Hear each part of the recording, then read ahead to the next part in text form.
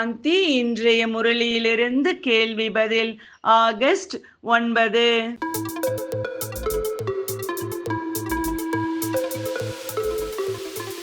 இருவரும் சொர்க்கவாசி என்பதால் இதை எவ்வாறு புரிய வைப்பது?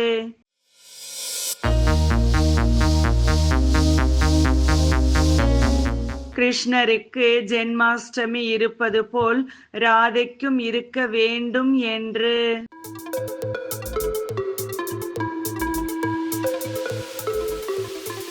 அநேக பிறவிகளின் கடைசி பிறவி யாருடையது?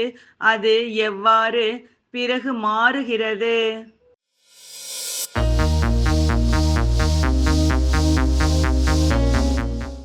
லட்சுமி நாராயணனுடையது. பிறகு அவருடைய பிறவியின் மூலம் பெயர், ரூபம், தேசம், காலம் என அனைத்தும் மாறுகிறது.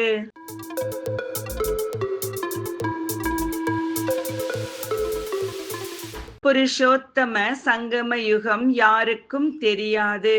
ஆனால் சிவன் எந்த உறுதிமொழியை சங்கம யுகத்தில் எடுக்குமாறு செய்கிறார்?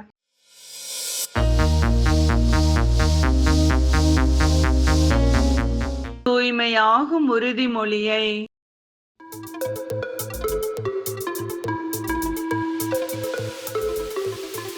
எது இருக்கும் போது எது இருக்க முடியாது?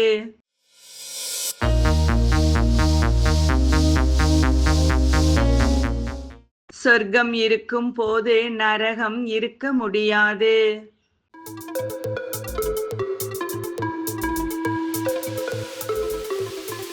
பகவான் இப்போது எதை கூறுகிறார்?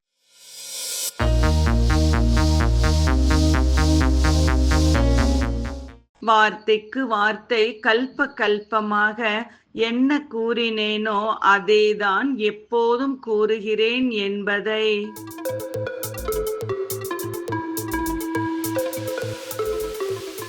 சந்நியாசிகளுக்கும் ஈஸ்வரனுக்கும் உள்ள வேறுபாடு என்ன?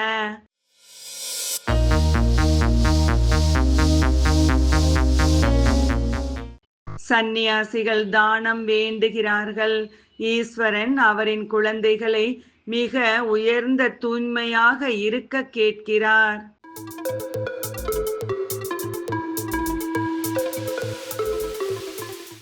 அநேக தர்மங்களின் விநாசத்திற்கு பிறகு ஒரு கிருஷ்ணர் மட்டுமல்ல, முழு கிருஷ்ணபுரி இருக்கும். சரியா தவறா?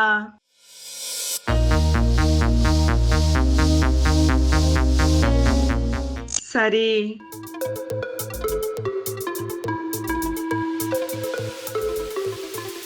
இன்றைய முரளியில் முக்கியமாக என்ன கூறப்பட்டுள்ளது?